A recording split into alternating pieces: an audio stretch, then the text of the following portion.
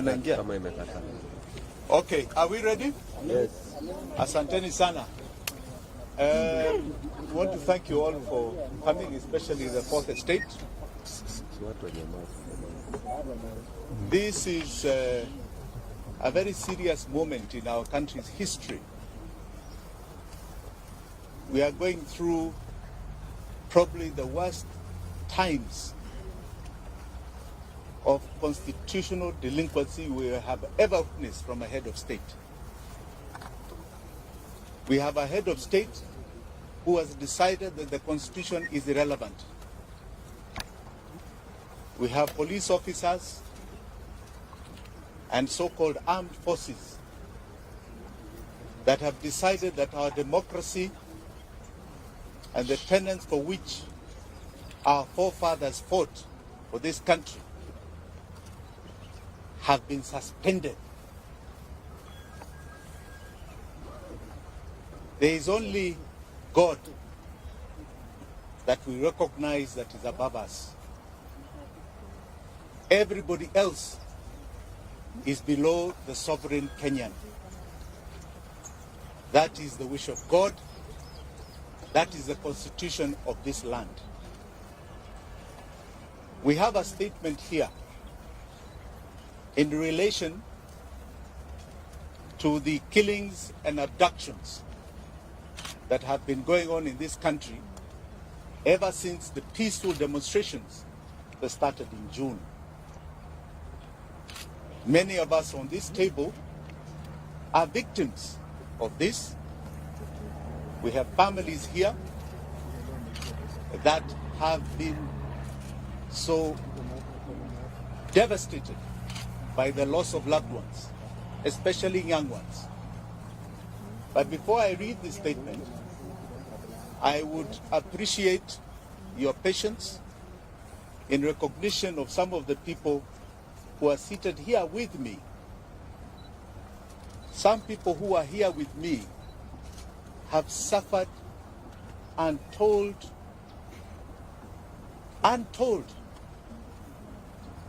inhuman treatment, all in the name of exercising our democracy as enshrined in our constitution. So before I say much, I think Felix, you can ask people to stand up, or we just start from the end there, right? Introduce yourselves, please stand up, introduce yourself. Hello everyone, my name is Adrian Koch. I'm a national youth leader, and as of the moment, we are leading university student activism to reinvent and bring back the student activism that we've been having for a long period of time that we have lost. Right now, the major discourse has been on the new funding model and the road that has been in the education sector. And we want students to be active and aware of whatever is going on. We are not in support of whatever the government has done in trying to call out student leaders in having personal meetings, which is not effective towards success of education in this country. That is why we are looking at students who stand up for the students and majorly for all our individuals who are being threatened, including students themselves, by the anarchism that is being displayed by this government. Thank you. Thank you.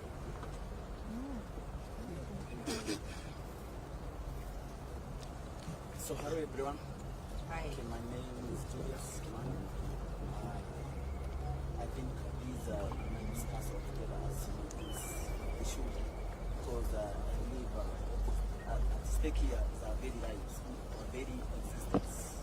Police are killing people, acting people, and I don't know why it should happen in a country that is what is so constitutional democracy. It's very sad. Like the other day, I read in the media, the social media, about the bodies that were retrieved from Kware, the families of the victims. They are being threatened. the youths who helped to retrieve the bodies. They are being threatened by the DCI. I think this is uncalled for, and this is what we should stop. I don't know why people should lose their lives for someone to cling to power, for someone to refuse to get out of power. I think people have spoken. The people of Kenya, we saw the protests. People came out in numbers, and they spoke clearly and loudly, and they said, we do not want you in power. We do not want President Ruto in power, because this man came into power through lies, lying to the people of Kenya, and this is what we are dealing with. We are dealing with an evil system that people who will stop at nothing to continue killing into power. This is the problem that we must deal with squarely and know how to get out of this mess. Thank you so much for now. Kimani is a one-man army. Yes. Kamau, sorry. Thank you.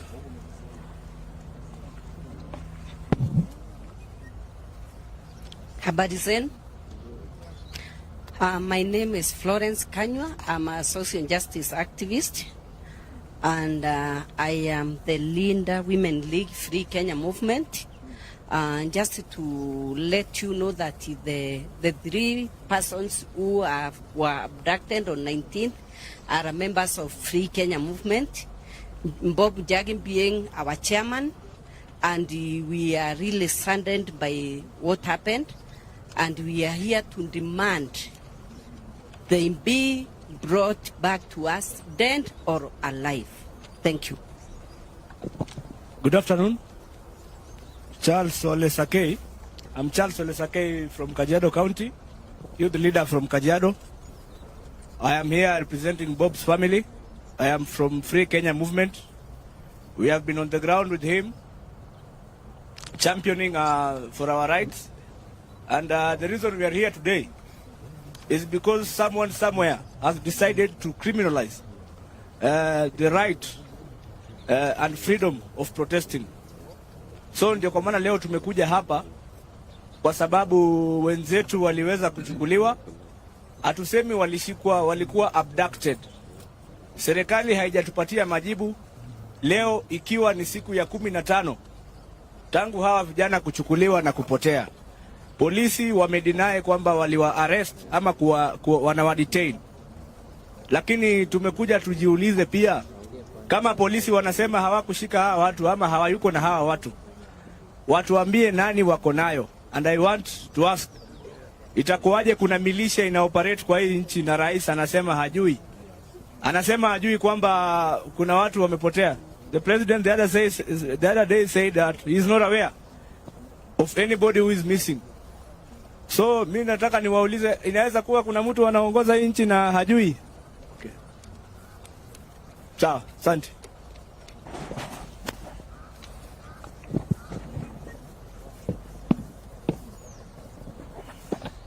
We'll come back to the introductions. Ladies and gentlemen, as I said, we are at a very sad stage in the country's history. I'm going to read this statement and know that it has been compiled by all of us because we want to send a message directly to William Samoei Ruto. Directly to him. Crooked Ruto is responsible for the illegal abductions and killings.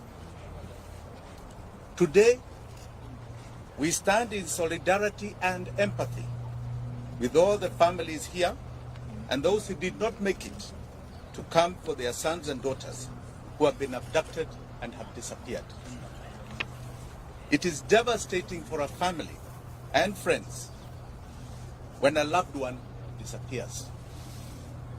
Yet this is a harsh reality facing Kenya today. I myself am very touched by the plight that has been going on, and more so because Bob Jage and the Longman twins came to visit me in Kamkunji after I was illegally arrested by the police. They were abducted after visiting me. This is 3 weeks now, and they have not been seen, notwithstanding a lot of the court orders. So this is a direct affront to some of us personally. Your pain is my pain. We are sounding the alarm. We are on the edge of an abyss and moving speedily in the wrong direction. We must wake up and collectively demand for truth, accountability, and justice.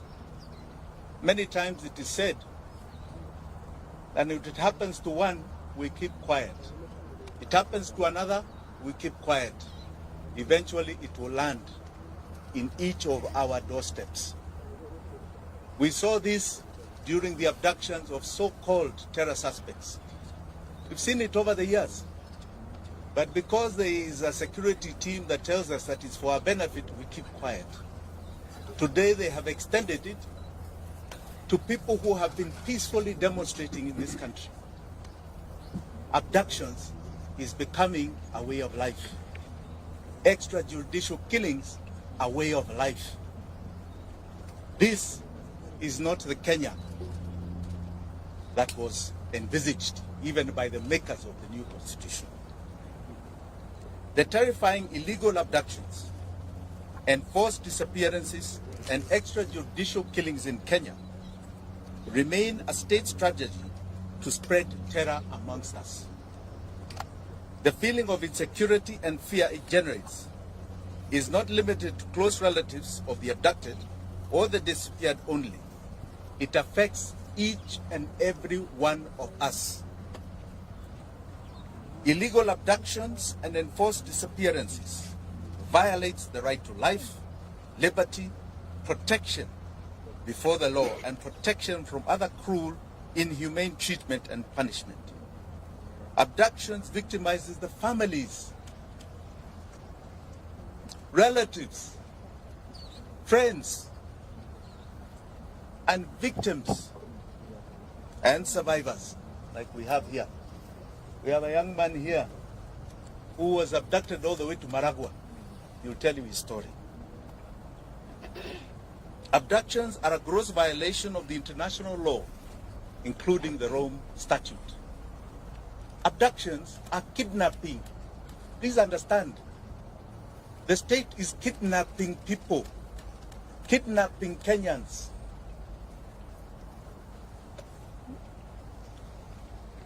They are a crime against humanity.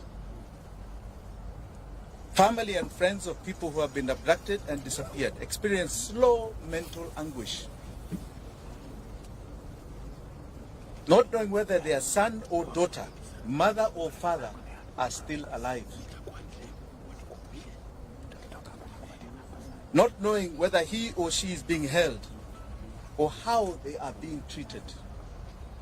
Searching for the truth put whole families in great danger. There are some families we wanted to visit. I myself directly, with my deputy Willis Otieno, and I can tell you those families are afraid. They want to meet us in private because they are afraid that the attention we may cause will victimize them. Will victimize them. No order or instruction of any public authority, civilian, military, or other, may be invoked to justify a form of abduction, stroke kidnapping, to enforce disappearance. Any person receiving such an order,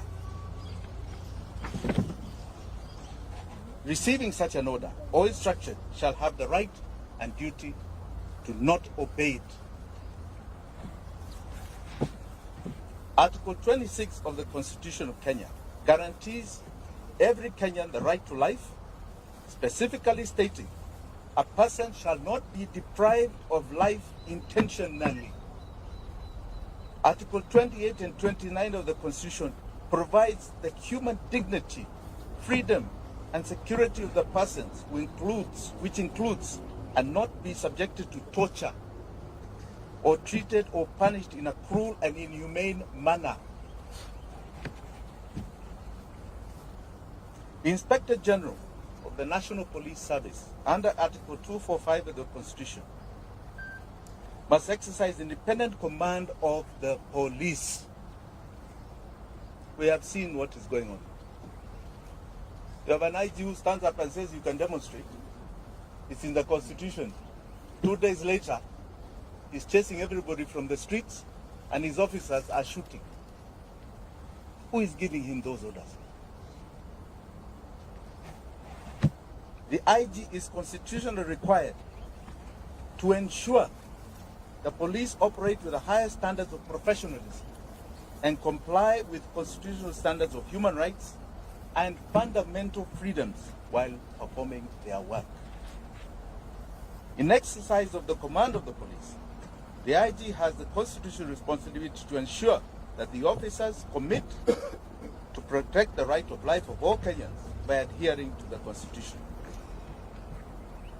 President William Ruto took oath and swore that he will truly and diligently serve the people of the Republic and the Republic of Kenya. He will diligently discharge his duties and perform functions in the office of the President while doing justice to all in accordance with the Constitution and the laws of Kenya without fear, favor, affection, or ill will.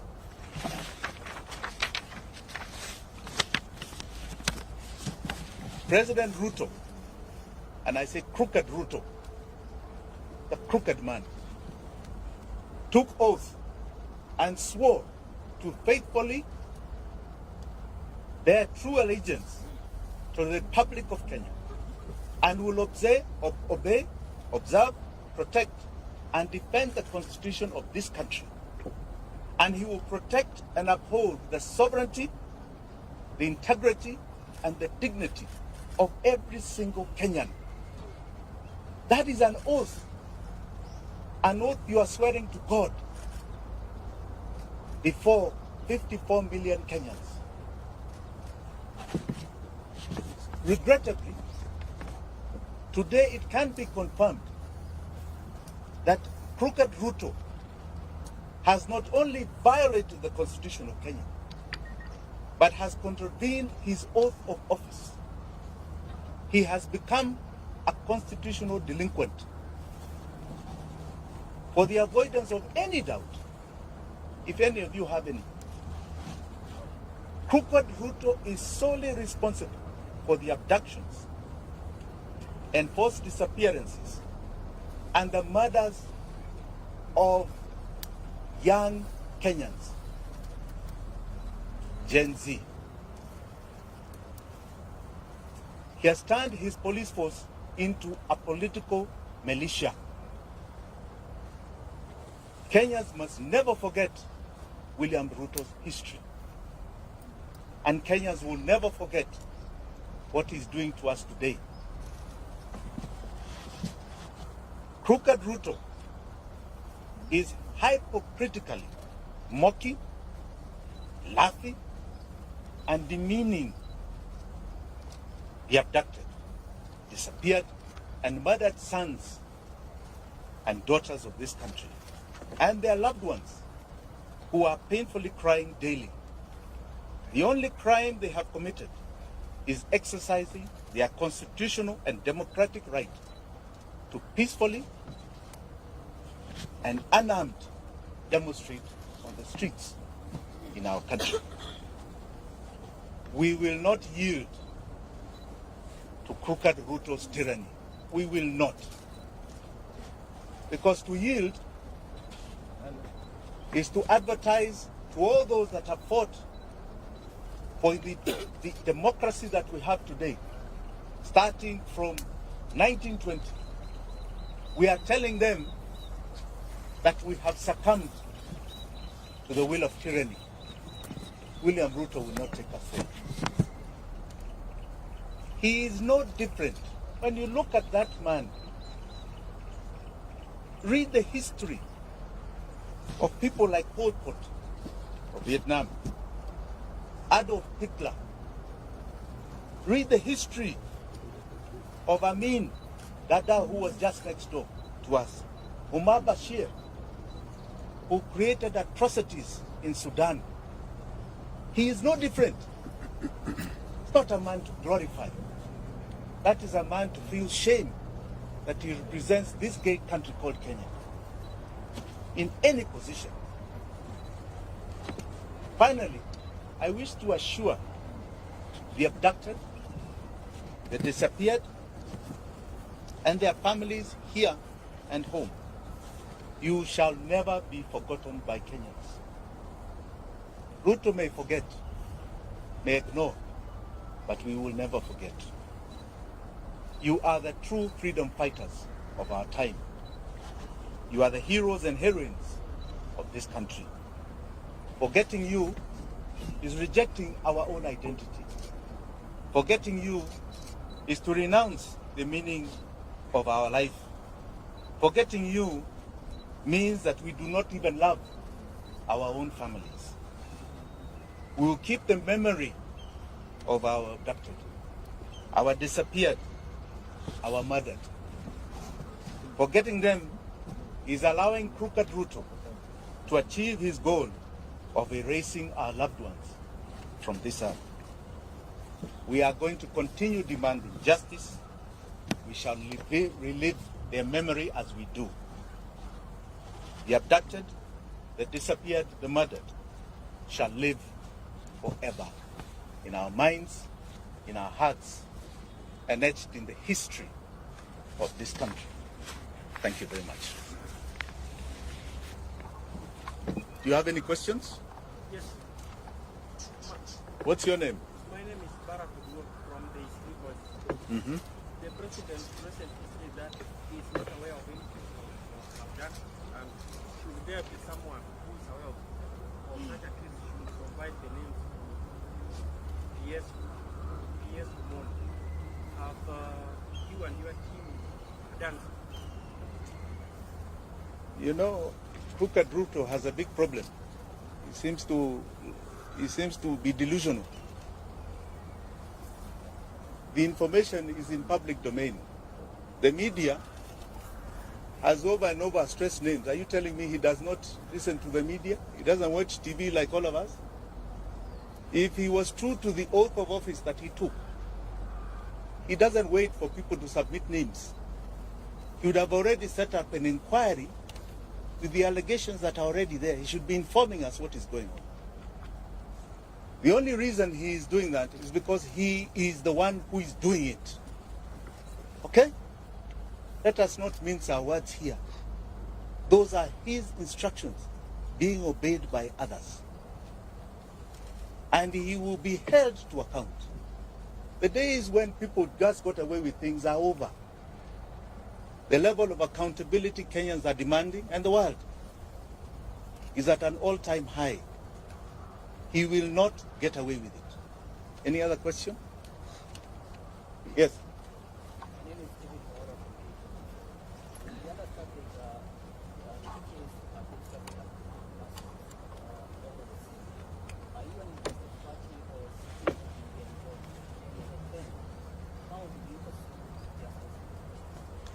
You know, justice for the victims is historical to us. When we had ICC, that was an attempt to deal with justice for the victims. We had 1,400 people who died, 2007, 2008. Today, we are talking, we don't even know the exact number. We have bodies in the mortuary, unclaimed, unidentified. We have bodies being found in rivers and swamps and dump sites. We don't know how many. We can only estimate there may be a few hundred. I think we must start looking for justice elsewhere. We are going to make sure they are accountable in this country. One of the greatest cases that has happened, and I like you to all follow this case, is the case of justice for Baby Pendo. Baby Pendo was murdered by police in 2017. And that case is coming up October the 3rd. in our High Court here in Nairobi. That case is taking to court what you call the commanders of that case. The OCS, the OCPD, regional commander, people who actually committed the murder, and holding them personally liable, criminally liable for the death of the defendant. One case at a time is going to achieve things you have never imagined. We've been very supportive of that case. It has taken 5 years. We are now almost at a critical point. So I want to warn all these commanders who are taking instructions. Watch the Baby Bendo case. It is coming to you, each and every one of you. Whether you're the IG, whether you're the DCI, whether you're NIS, whether you're an OCPD, it is coming to each and every one of you. And you will face justice for the victims. Yes? My name is Daniel Sare. Do you think the courts are doing justice to those people that have had the cases, their cases taken to court? So far, I have no major complaints with the court systems. I don't. I think they're doing a very good job. Today we got an order. I think the IG is supposed to appear this afternoon. Yes. Well, I think we're quite happy with what is going on in our courts. Yes. My name is Sophia from KK. I just Yes, wanted Sophia. to know, to clarify, have you, I know you have, I just want to hear from you, have you actually reported, the missing people, and what has been the reaction from the, the DCI and the guys that you've reported the cases?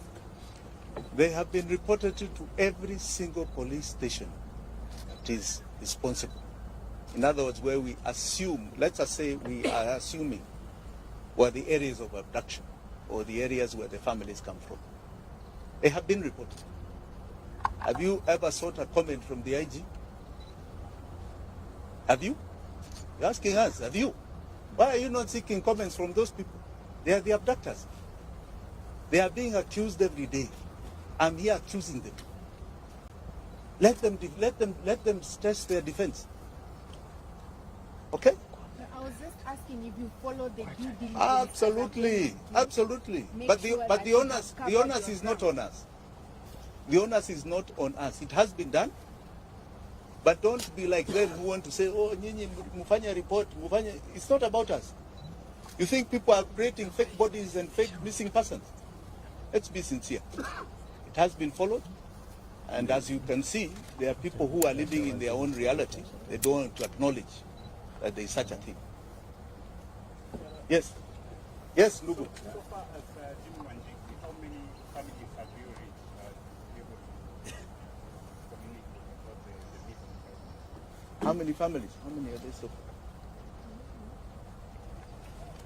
About 12. About 12. Yes, about 12. But as I told you, we are having very serious challenges because these families are very frightened. And they feel if we draw too much attention to them, they will be victimized. Even their other children will be victimized. But so I would like to keep it a bit quiet. Yeah? Anything else?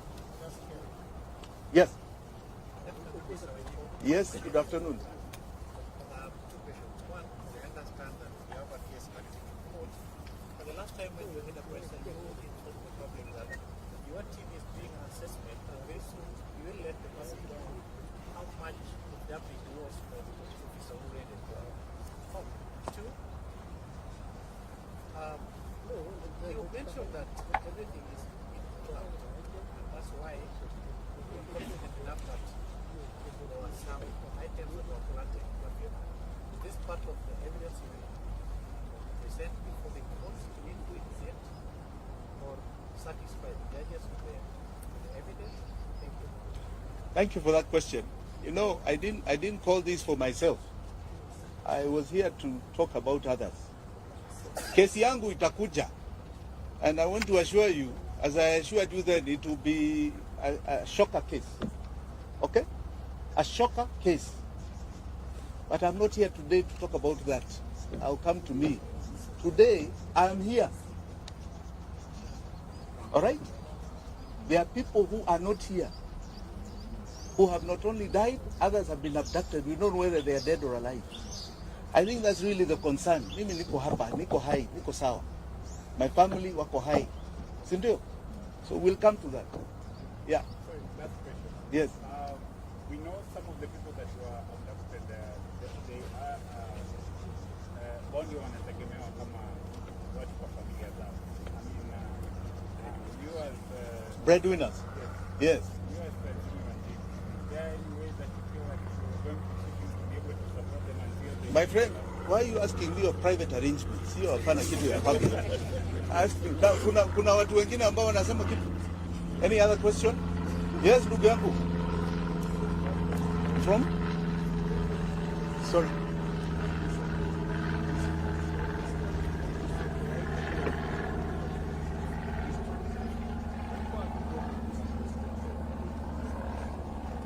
You know, I don't think it's about resignation alone.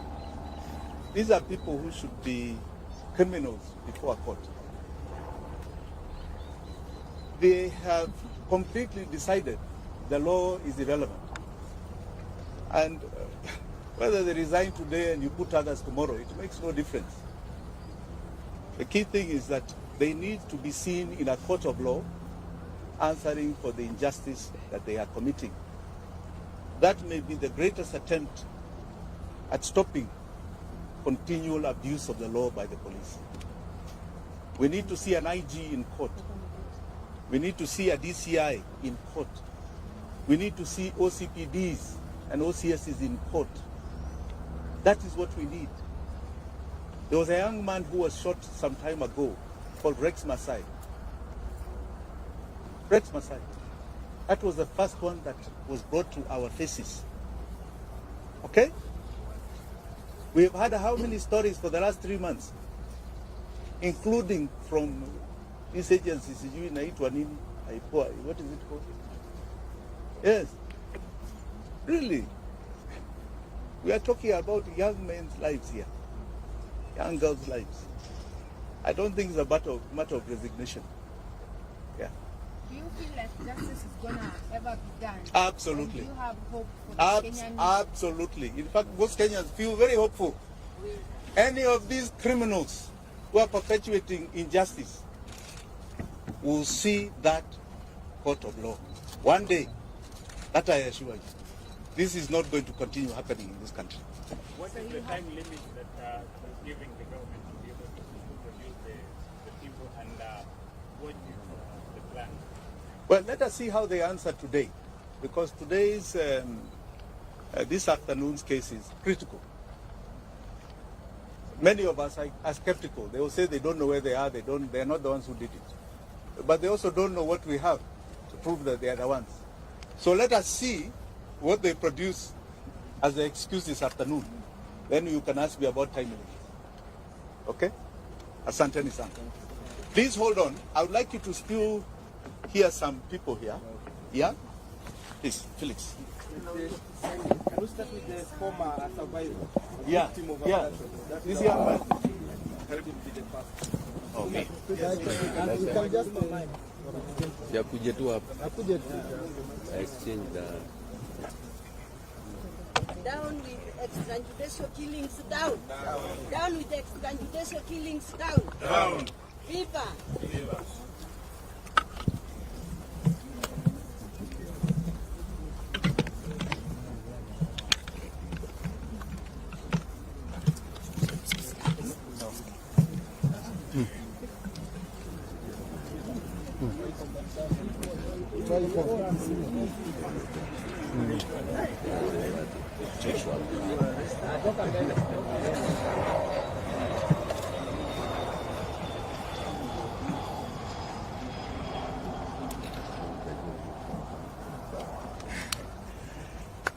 Good afternoon. My name is Joshua Okayo.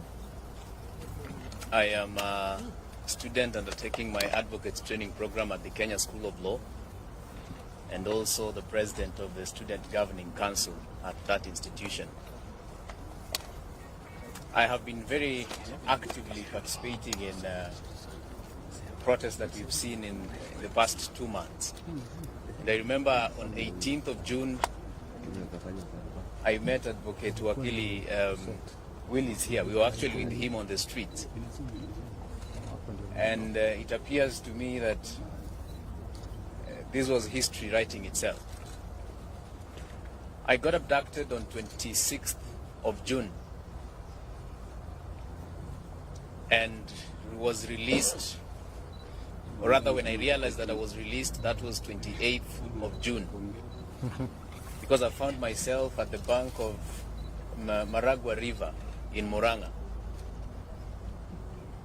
So today I'm here because I'm here in solidarity with the families, friends, relatives, and everyone else who are related to our brothers and sisters who have since gone missing but have not been found. I am here because this speaks to me.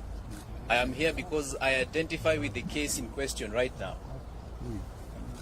Were it not for efforts like this, were it not for such pressure, probably I would have been found dead.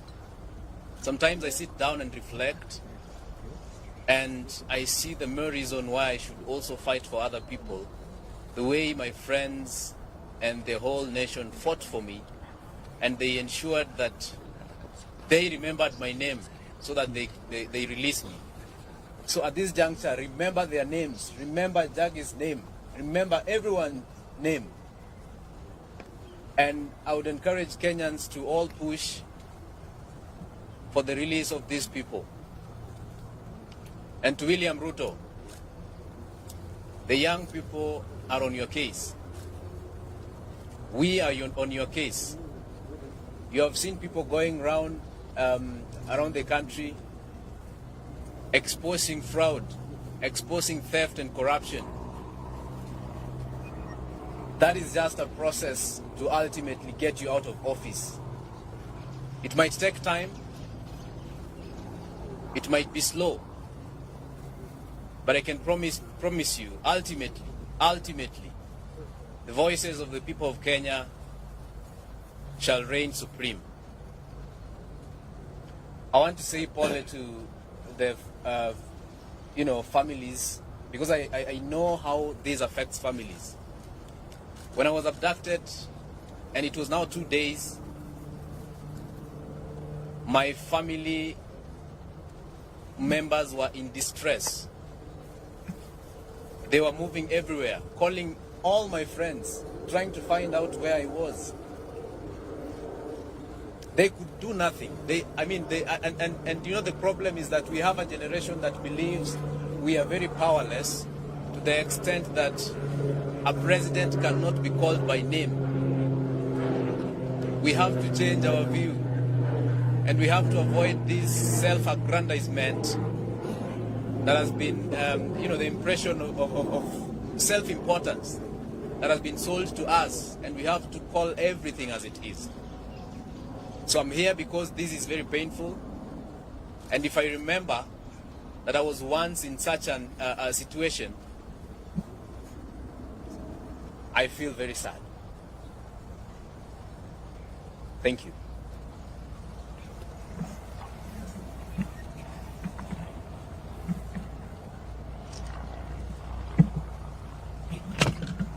Free Jamil, free Jamil. Free Jamil, free Jamil. Free Aslam Longton, free Aslam. Free Bob Jage, free Bob Jage. Free Bob Jage, free Bob Jage. Free Bob Jage. Free Jamil, free Jamil. Free Jamil. Free Aslam, free Aslam. Free Aslam. Thank you very much. I'm Willis Otieno, advocate of the High Court of Kenya. I'm involved in some of the litigations that are seeking to hold the police and William Ruto accountable for the forced disappearances and abductions of our young people. You all recall the story, for example, of the father of the alleged Equity Bank manager, who the state decided to take to live with lions and hyenas as part of torture, a forced disappearance, and the gentleman was held for over 3 weeks. Now, if we believe in the rule of law, and you think the person is a suspect who has committed an offense, our courts work every day. Why not take these suspects to court? Why not subject them the due process of the law. Now, you've been told these issues of forced disappearance and abductions actually constitute crimes against humanity. And where we are going to seek for redress here in Kenya. And we are also going to invoke universal jurisdiction in countries that have accepted that concept as a means of achieving redress. So to those police commanders, and even to William Ruto, rest assured that under the universal jurisdiction principle, we will hold you responsible and will try you for these criminal offenses. And that is not something we are going to do next year. We are going to do it this year. So don't be surprised when you start seeing charge sheets flying across the continent, across the globe, in which police commanders in Kenya and even William Ruto will be an accused person. Those fake charges they register in Kenya against innocent Kenyans who are exercising their rights under the Constitution, we are going to have genuine charges registered against them in their names in Kenya and abroad. They must answer to these crimes against humanity that are being committed against our people. And there's an active team of lawyers who are doing this, and they are not relenting. We've collected enough evidence that has met the threshold for universal jurisdiction to be invoked. Thank you. I think one more word. I have one more word. One more word. William Ruto, I am coming for you. I am coming for you in the political arena.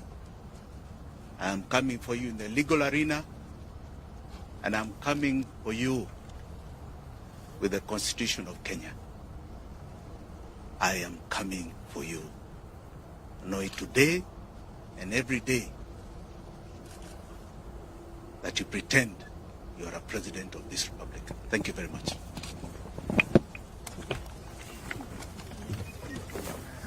Wasiende kuchukua hiyo.